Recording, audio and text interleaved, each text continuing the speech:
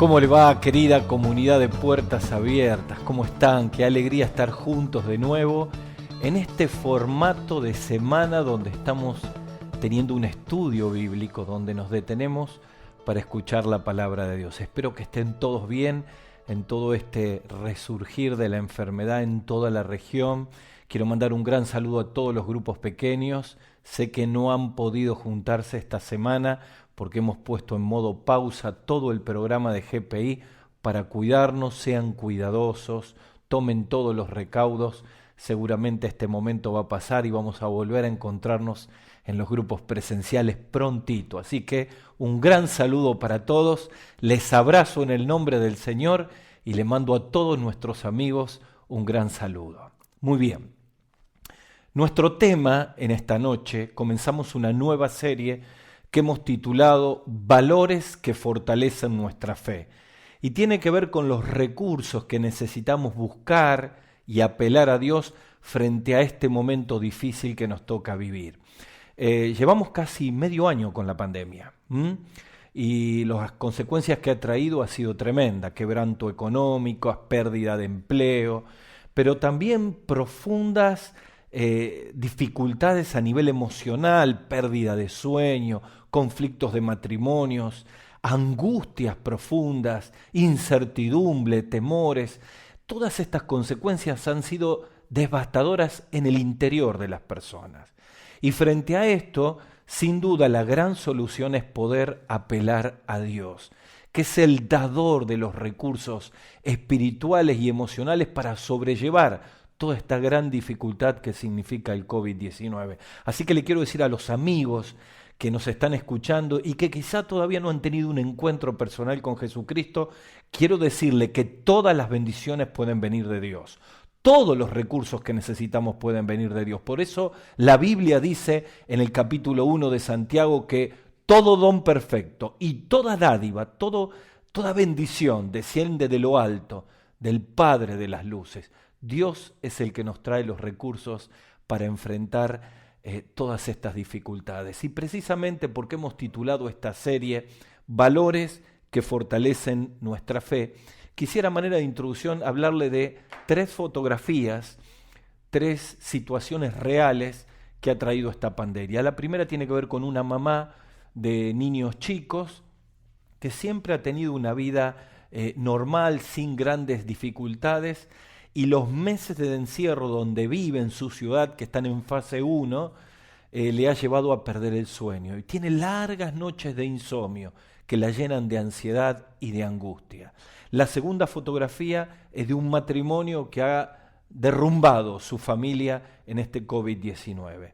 Y el esposo, el padre, está tratando de hacer un gran esfuerzo para recuperar todo lo que ha perdido por malas decisiones tomadas en este COVID-19. La tercera fotografía es la de 3 pastores amigos que tengo que en esta misma pandemia a los 3 le han diagnosticado cáncer y los 3 en diferentes maneras están enfrentando sus tratamientos.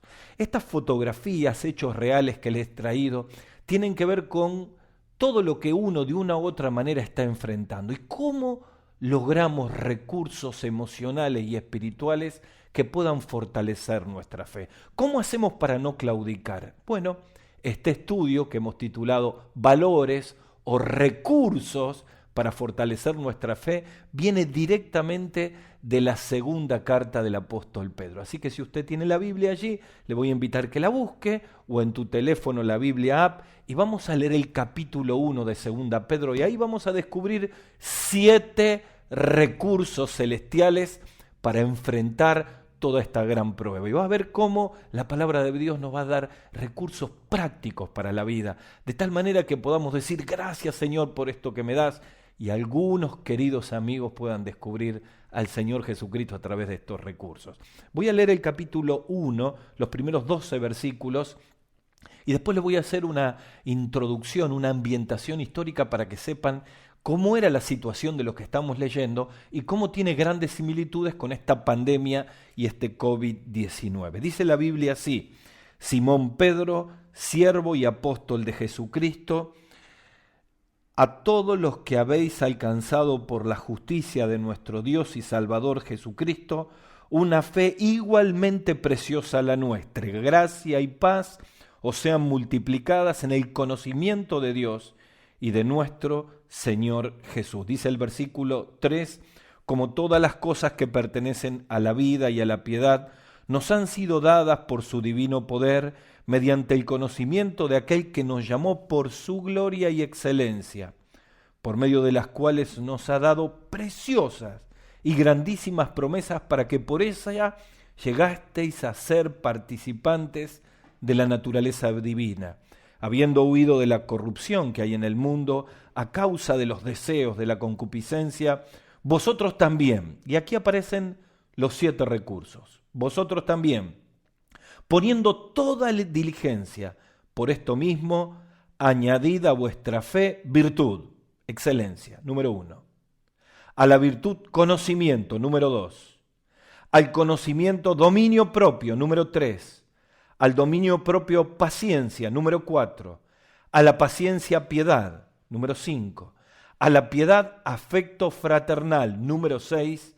Y al afecto fraternal, amor, amor incondicional, número 7.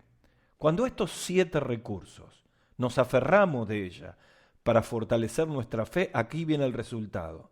Dice la Biblia, porque si estas cosas están en ustedes y abundan, no los van a dejar estar ociosos y sin fruto en cuanto al conocimiento de nuestro Señor Jesucristo. Pero el que no tiene estas cosas tiene la vista muy corta, es ciego, habiendo olvidado la purificación de sus antiguos pecados. Por lo cual, hermanos, tanto más, procurad hacer firme vuestra vocación y elección, porque haciendo estas cosas no caeréis jamás. Miren, este capítulo 1 de 1 Pedro está escrito en medio de un contexto de persecución para la iglesia. Miren, se habla mucho de décadas, ¿no? Ustedes han escuchado la década ganada, la década perdida, etc.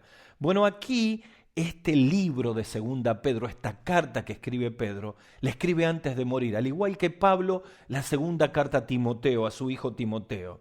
Lo maravilloso de todo esto es que aquí hay una década donde ocurren ciertas circunstancias y ciertos hechos que son con similitud a esta gran pandemia que estamos viviendo. La década es entre el año 60 al año 70. Miren, en el año 60 después de Cristo, Pablo es arrestado. En el 61 Pedro escribe su primera carta. En el 64 ocurre el incendio en Roma. En el 66 se escribe 2 Pedro. En el 67 se escribe 2 Timoteo y Pablo y Pedro son martirizados.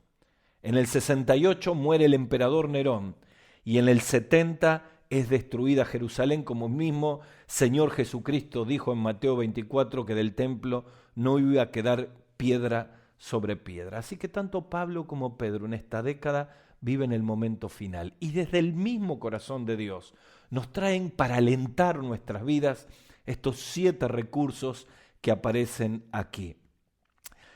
Cuando Pedro comienza a hacer aquí este escrito, los primeros 2 versículos nos dan el título del mensaje. Dice Pedro en el capítulo 1, versículo 1 y 2, a los que habéis alcanzado por la justicia de nuestro Dios y Salvador Jesucristo una fe igualmente preciosa que la nuestra. Como queriendo decir, miren, ustedes pueden tener una fe maravillosa como la que hemos experimentado nosotros. Aquí la palabra fe tiene que ver con toda la salvación del cristiano. Y yo veo aquí, cuando hablamos de la fe, la vida cristiana, altamente preciosa como la expresa Pedro, me hace pensar aquel día que conocimos a Cristo como Salvador, cuando pasamos por la cruz y Él entró en nuestro corazón. Y a partir de ese momento comenzamos a vivir una nueva vida en Cristo. Se inició un proceso de transformación interior, pero llegaron las pruebas, las dificultades, las enfermedades, y es allí donde uno tiene que aferrarse a estos recursos que fortalecen nuestra propia fe. En esta década que hemos explicado, Pedro y Pablo tuvieron grandes dificultades, pero experimentaron estos recursos que los pudieron fortalecer. Y esta fe, en esta frase que dice Pedro, deja rápidamente 5 luces, destellos que nos trae mostrando cuán preciosa y maravillosa es. El primero es que es una fe igualitaria. Dice Pedro que es una fe tan preciosa como la nuestra, como queriendo decir, la vida cristiana no es para los supercristianos. La vida cristiana no es para los apóstoles solamente. El cristiano más sencillo, la persona que abre su corazón a Jesucristo, tiene la oportunidad de poder disfrutar de la fe. Es maravilloso porque aún cualquiera sea nuestro pasado. Quizá me está escuchando una persona que dice, pero yo con la vida que he llevado, con los conflictos que he tenido, es casi imposible que yo pueda seguir adelante en mi fe y alcanzar todas estas bendiciones. Miren, el apóstol Pablo cuando era Saulo tenía las manos cargadas de sangre. De hecho, presenció el asesinato del primer mártir de la iglesia que fue Esteban. Sin embargo, ni el pasado me condiciona. Cristo puede transformar todas las cosas. Es una fe maravillosa porque es igualitaria para todos. Además es una fe inclusiva, es decir, nos incluye a todos nosotros. El mismo Pedro escribe en capítulo 3, versículo 9, diciendo que Dios no quiere que ninguno se pierda. Segunda Pedro 3, 9, sino que todos procedan al arrepentimiento. A veces algunas personas me dicen, Gustavo, si yo tuviera la fe que vos tenés, si yo pudiera tener la fe que ustedes tienen, seguramente podría seguir a Dios. Y sabes, si a eso te está pasando en tu vida, quiero decirte que la fe que salva es una fe inclusiva para todos. Basta con que digas como aquel papá de Marcos 9, Señor, ayuda a mi incredulidad, ayuda a mi poca fe, para que yo pueda conocerte como Salvador y empezar en esta vida cristiana. También es una fe invalorable, es una fe inclusiva, como dijimos, es una fe igualitaria, pero también es una fe invalorable. ¿Y por qué invalorable? Porque no se la puede medir ni comprar con dinero. Dice el versículo 4 que hemos leído, por medio de las cuales nos ha dado preciosas y grandísimas promesas para que por esa lleguemos a ser, escucha esta frase, participantes de la naturaleza divina. Detenga acá todo. Dice Pedro que cada uno de nosotros, cuando recibimos a Cristo como Salvador, Él entra en nuestra vida. El Espíritu Santo empieza a morar en nuestro corazón. Somos participantes de la naturaleza divina. Gustavo, ¿y eso qué quiere decir? ¿Que me convierto en Dios? No. Somos participantes de su naturaleza, no de su esencia. Es imposible ser iguales a Dios, porque tiene atributos que no son comunicables. Él es eterno, Él es todopoderoso, Él es omnipresente, nosotros no podemos serlo. Y entonces, ¿qué significa que somos participantes de la naturaleza divina? Quiere decir que cuando Cristo viene en nuestro corazón, nos participa de su manera de pensar. Dice el apóstol Pablo en Corintios que nosotros tenemos la mente de Cristo. Nos participa de su amor para que podamos amar como Él ama. Dice en Romanos capítulo 5, versículo 5, que el amor de Dios ha sido derramado en nuestros corazones por su Espíritu. Nos participa de las buenas obras. Efesios capítulo 2, versículo 10, que Él preparó obras de antemano para que podamos participar con Él de ellas. Es increíble lo que dice aquí Pedro. Esta fe gloriosa abre la puerta a que Dios obre milagrosamente y poderosamente en nuestra vida, para cambiar nuestra manera de vivir, para cambiar nuestra manera de actuar, para cambiar nuestra manera de enfocarnos en la vida. Miren qué fe maravillosa, invalorable. También les tengo que decir que es una fe inmerecida, porque dice Pedro, habiendo huido de la corrupción del mundo, como queriendo decir, miren, ustedes no pueden alcanzar, fue un milagro, es inmerecido, pero aún así Dios ha decidido darles a todos ustedes esta fe. ¿Saben? Es maravilloso porque también es una fe intencional. Le hablaba de 5 luces. Esta es la última, que nos da pie para hablar de uno de los 7 recursos que vamos a tocar hoy, que es la excelencia.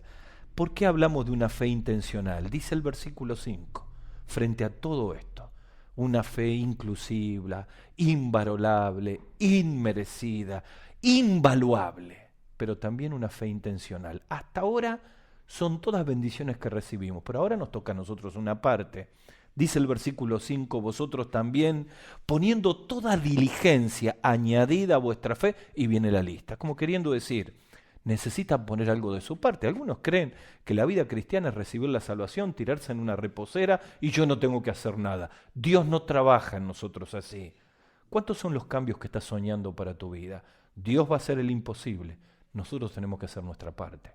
Y aquí dice poner todo el esfuerzo. Miren, ese versículo 5 en la Nueva Versión Internacional dice así: precisamente por eso pongan todo empeño en añadir a vuestra fe. Y saben que allí la palabra añadir tiene mucha fuerza de algo que hacemos con gran esfuerzo sabiendo los maravillosos resultados. En el drama griego se utilizaban mucho estas palabras. Cuando un autor escribía, una novela, él traía el argumento. El Estado participaba en ese acto de teatro poniendo un escenario, un teatro público. Era muy común entre los griegos. Pero había una persona que era un mecenas, alguien que ponía dinero para que la obra pueda ocurrir. Y esto era un gran esfuerzo. Un autor dice, tomando este ejemplo que hemos dicho, de alguna manera Dios escribió con la sangre de Jesús la obra cautivadora de la vida cristiana.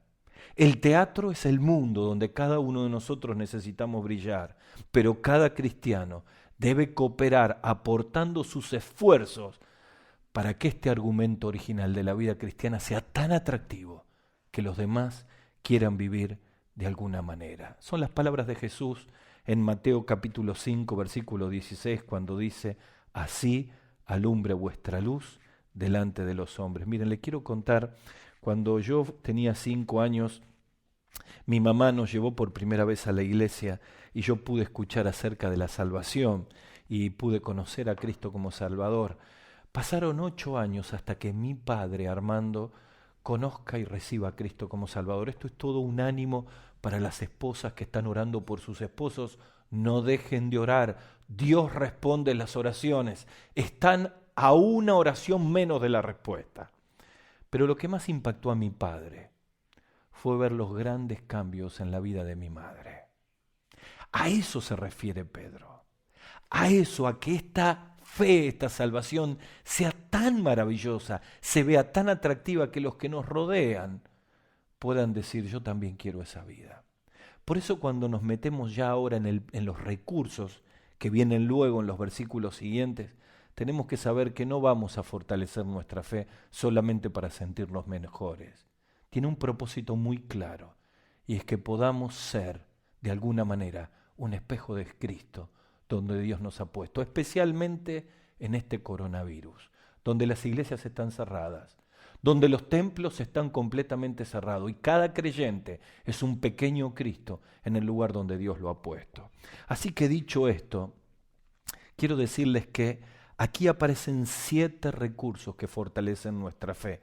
El primero que vamos a ver hoy es excelencia. La palabra que hemos leído es virtud. El segundo es conocimiento. El tercero es dominio propio.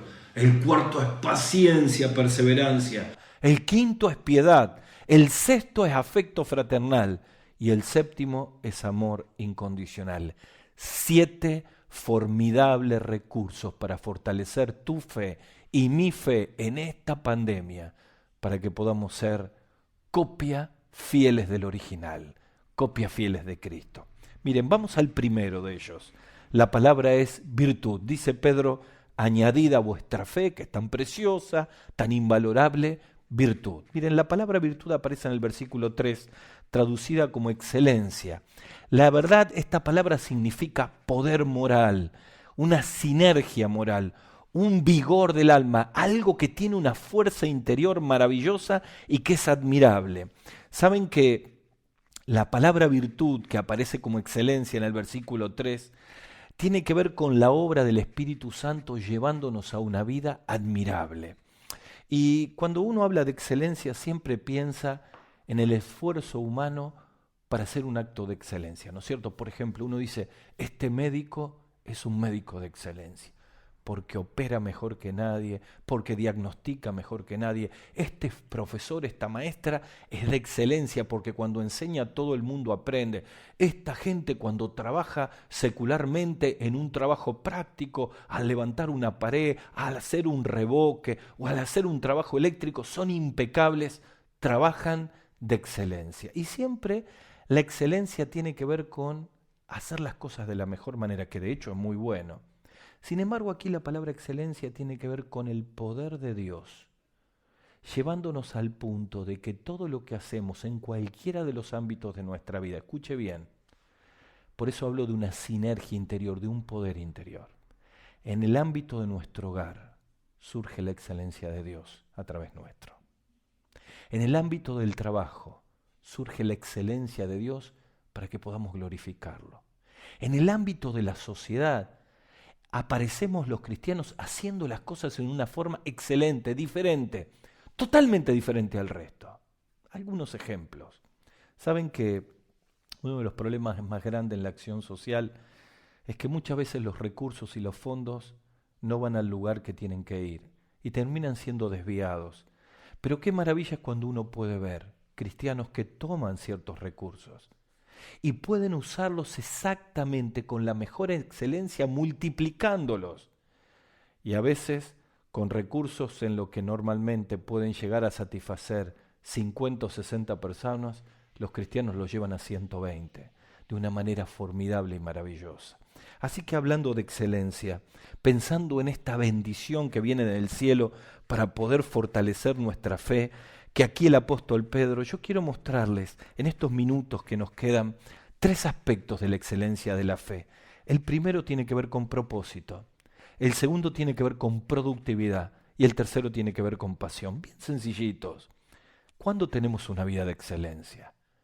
Cuando el poder del Espíritu Santo hace que seamos cristianos excelentes, que salgamos de esta aplastante mediocridad que a veces nos rodea a todos nosotros. Bueno, en primer lugar, cuando nuestra vida cumple un propósito.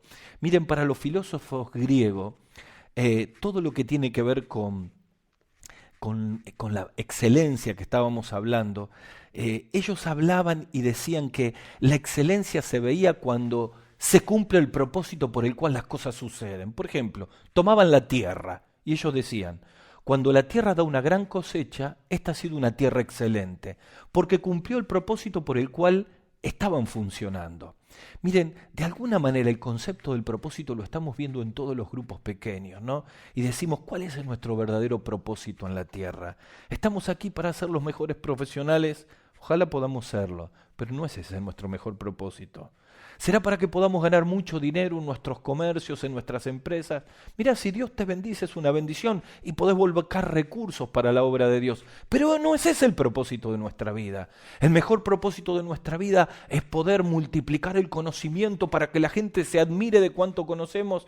Mira, te va a venir bien conocer muchas cosas, pero ese no es el verdadero propósito de la vida. El verdadero propósito de la vida tiene que ver cuando cada uno de nosotros cumplimos con excelencia, por el poder del Espíritu Santo, el propósito por el cual Dios nos ha puesto en esta tierra. Los cristianos estamos para mostrar la excelencia de Dios en todas las cosas que hacemos. Miren, un autor escribió, la verdadera excelencia en la vida cristiana no consiste en pulir las cualidades humanas por buenas que pudieran ser, en forma individual, sino consiste en producir cualidades divinas que hacen a la persona más semejante a Jesucristo. Es decir, no es un autoesfuerzo por pulir mis propios errores, sino es el poder de Dios mostrando la verdad de Cristo en una forma formidable. Es lo que Pablo dice en Colosenses capítulo 1, versículo 27, Cristo en vosotros,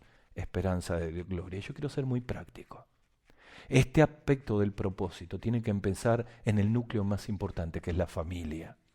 Los cristianos necesitamos mostrar excelencia en el ambiente familiar. Recuerdo una maestra de escuela dominical que quería enseñarle a los chicos acerca del Padre Celestial. Y dijo, quizá para que los chicos puedan entender, les voy a hacer una pregunta. ¿Cómo son sus padres cristianos en casa? Nunca imaginó que iba a escuchar la respuesta que escuchó. Ah, mi papá miente. Ah, mi papá dice malas palabras. Mis padres se gritan y no se perdonan. Y de alguna manera esta experiencia llegó a revelar que muchos de nosotros no entendemos qué es en casa donde la excelencia espiritual, la obra de Dios se tiene que ver en perdonar un hijo que naturalmente no queremos perdonar, en amar a un padre y una madre que nos cuesta amar, en reconciliarnos con una esposa y un esposo que nos cuesta tolerar. Humanamente no se puede, pero allí tiene que haber el verdadero propósito de nuestra vida, que es poder honrar a Dios en el corazón de nuestra familia. Miren, recuerdo el testimonio de un pastor que contaba acerca de que fue a predicar a una iglesia y entonces le dijeron que por favor vaya a comer a la casa de uno de los pastores de la iglesia, y cuando él llegó estaba allí su hijo, ¿no? Y estaban todos comiendo y terminaron de comer y el hijo le dijo, bueno, pastor, empiece a hablar. El pastor lo mira y dice, no tengo nada que decirte. ¿Cómo? Si mi papá invita a todos los predicadores para que me hablen, para que salga de mi rebeldía, para que vuelva a Dios, hable que le quiero escuchar. Y este predicador le dice, no tengo nada que decirte. Y ante la sorpresa de este joven, el mismo joven comenzó a hablar y dijo, así que usted no tiene nada que decirme, yo sí tengo que decirle. Quiero decirles que este hombre, mi padre, yo lo he visto golpear a mi madre. He visto gritar y no perdonar los errores de muchos de nosotros. Si ese es el cristianismo al cual quieren que yo vaya, a mí no me interesa.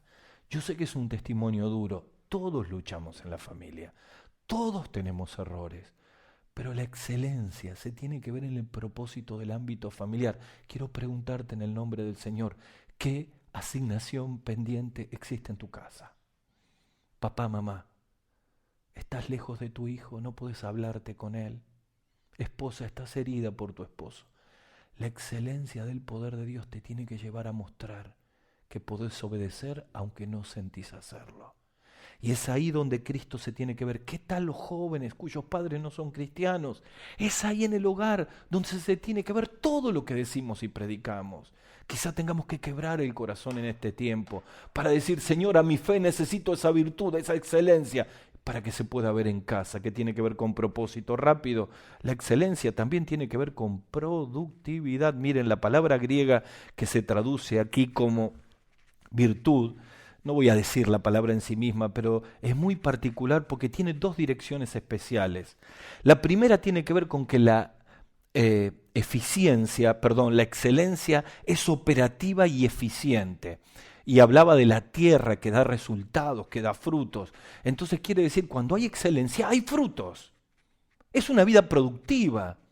Y también una persona que el otro sentido de la palabra en el griego tiene que ver con una persona que es buena, que es buen ciudadano, que es amigo. En virtud de lo que hace, se ve a Cristo en todo el ámbito social.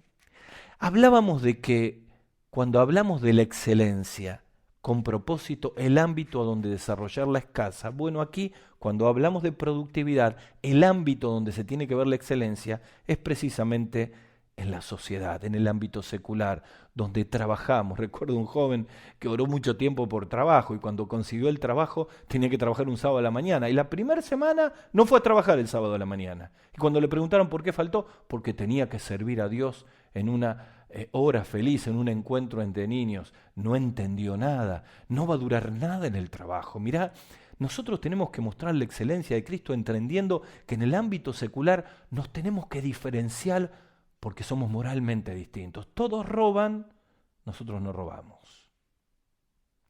Todos faltan y llegan tarde. Nosotros cumplimos un horario y tratamos de llegar. Todos se quejan y hablan mal de la empresa donde está. Nosotros estamos felices porque el trabajo nos da recursos para sobrevivir. Todos sentimos presiones de los impuestos del Estado. Nosotros sabemos que Dios está por encima de todas las cosas. ¿Sabes? La palabra de Dios habla de que necesitamos llevar frutos que sean de impacto en la sociedad. Yo estoy tan feliz porque en medio de tantas obras que hay en la sociedad, pasar por el taller del maestro, nuestro centro de rehabilitación y ver la excelencia del lugar para rescatar jóvenes y que la sociedad diga, wow, los cristianos se ocupan y lo hacen bien. Ir, por ejemplo, a Mundo Pequeño a llevar cosas y ver cómo preparan comida para un comedero de personas que necesitan y le predican a Cristo en un barrio muy complicado y hacer las cosas de primer nivel y con excelencia. Me parece maravilloso cuando puedo ir a los barrios donde están las extensiones misioneras o en cualquiera de los ambientes, pero también en nuestro trabajo secular, en nuestra vida. Por eso Pablo dice en Efesios capítulo 6, versículo 7, trabajen con entusiasmo, como si lo hicieran para el Señor, no para la gente. Recuerden que el Señor recompensará a cada uno de nosotros por el bien que hagamos, seamos esclavos o seamos libres. En este COVID-19 necesitamos entender que la sociedad está esperando que cada uno de nosotros podamos mostrar a Jesucristo. Y termino con la última de los aspectos de una vida de excelencia. Hablamos de propósito. Cumplimos los propósitos de Dios, especialmente en el hogar. Hablamos de productividad, se tienen que ver frutos en el lugar donde estamos trabajando, pero también tiene que ver con pasión. Esta palabra griega tiene una tercera expresión y tiene que ver con coraje, con valentía, con pasión para hacer las cosas. El apóstol Pedro escribe en la primera carta, capítulo 2, versículo 9, diciendo que todas las bendiciones de nuestra vida cristiana ocurre para anunciar las virtudes de aquel que nos llamó de las tinieblas a su luz admirable. La palabra virtud allí también es excelencia. Quiero decirte algo. Una vida excelente es una vida que tiene pasiones similares a las pasiones de Dios. Una vida de excelencia es una vida que está amando lo que Dios ama. Yo quiero preguntarte en esta hora, ¿crees tú que si tus pasiones, lo que te mueve en la vida, está en contra de las pasiones de Dios, podemos tener una vida de excelencia? ¿Sabe que cuando hay un choque de pasiones, hay un choque de corazones, seguramente nos quedamos con lo que nosotros queremos y no podemos honrar a Dios? Pero cuando amamos lo que Dios ama, Dios nos abre grandes puertas como iglesia y como cristianos, aún en esta pandemia, para poder honrarle a cada uno. Y para terminar, quiero decirles, una joven de nuestra iglesia, una mamá joven, me decía, estoy pidiéndole a Dios un grupo pequeño de toda gente nueva. Y clamó porque es exactamente lo que ella siente que es lo que Dios quiere, hacer discípulos. Y se convirtió en su pasión de oración. Ahora resulta que Dios le está mandando mujeres nuevas para poder hacer un grupo pequeño de personas nuevas. Y digo, bueno, si tu pasión es la pasión de Dios, la excelencia de Dios va a hacer milagros. Recordamos en el último aniversario a nuestros pastores Miguel y Elisa, 81 y 76 años. Y saben, escucharlos a esta etapa de la vida, que su corazón sigue latiendo como cuando eran joven, amando a Dios, amando a las personas, con pasión, me habla de una vida de excelencia, porque Jesús dijo que está esperando de nosotros que podamos tener frutos que puedan honrar al Señor. Yo quiero decirte en este momento para terminar, ¿sientes que tu vida es de excelencia o sientes que estás aplastado en la mediocridad? Ya no sientes pasión por las cosas de Dios.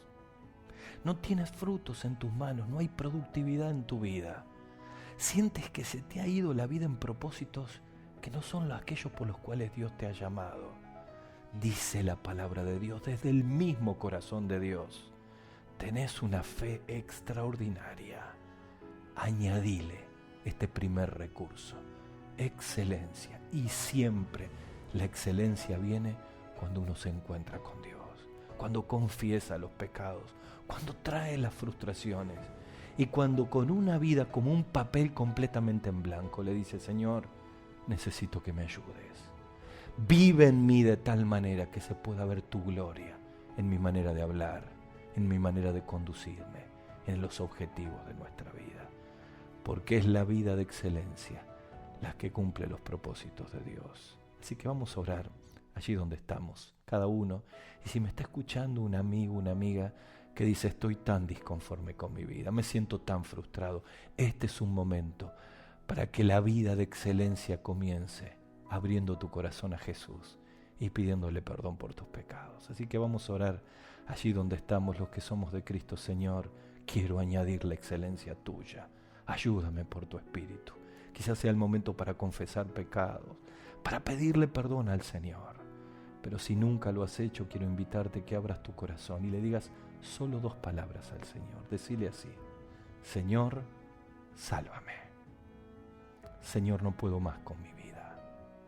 Perdona mis pecados y ven a mi corazón. Te lo pido en el nombre del Señor Jesús. Amén. Dios les bendiga.